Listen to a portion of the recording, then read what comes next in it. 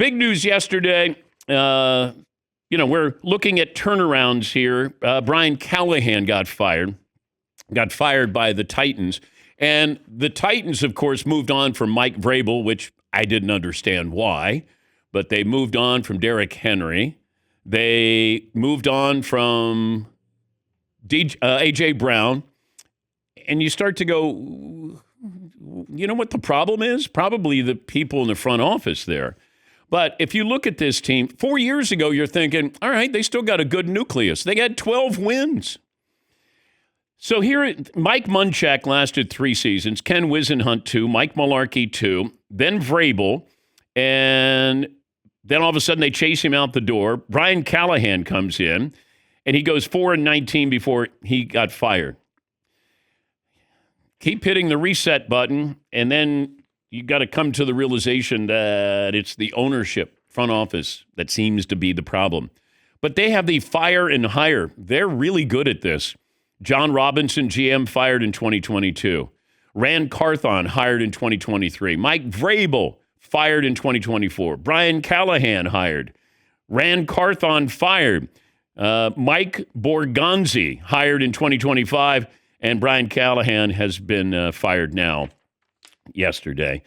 And I start to look at this, and, when you look at young quarterbacks, I always talk about give me continuity because it's not fair. You bring these kids in, they're supposed to be saviors, and then you don't have stability for them. And that's what they need. You can't keep churning through OCs and head coaches. You can't.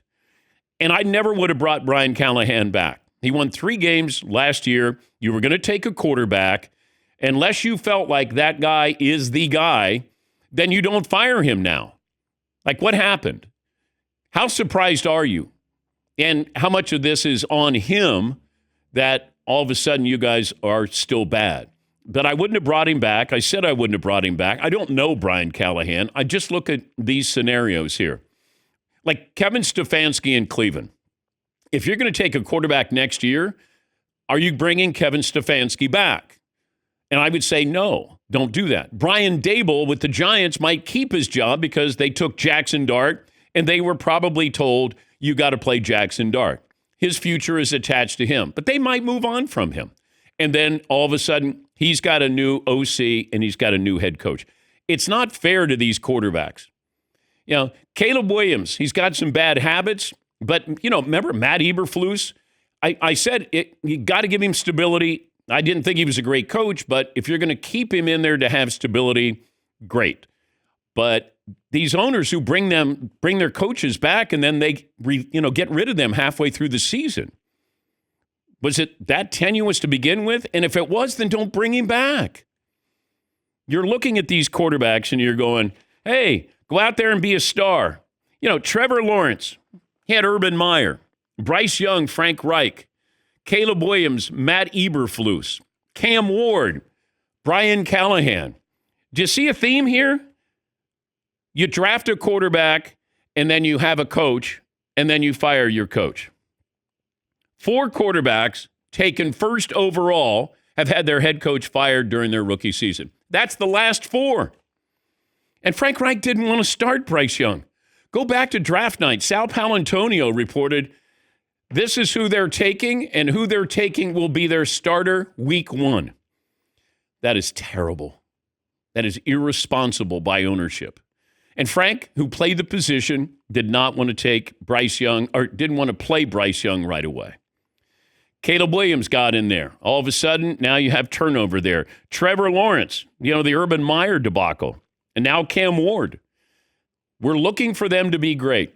And sometimes that's where the quarterback who's taken in the 2nd, 3rd, 4th, 5th round can have more success because they'll watch for a little while. And then they'll get into a stable situation or a more stable situation. There's a reason why these teams are drafting, number 1. They're bad. That's the problem. Jared Goff sat. Mahomes was different, but it's kind of crazy. The logic of we're going to draft a guy, play him right away, the coach is on the hot seat, and then we're going to get rid of him. And then we're going to expect Cam Ward to get better here his rookie year. And that's not going to happen. But this is malpractice with the Tennessee Titans and the fact that Mike Vrabel and the Patriots are coming to town this week. You can't script it. You can't.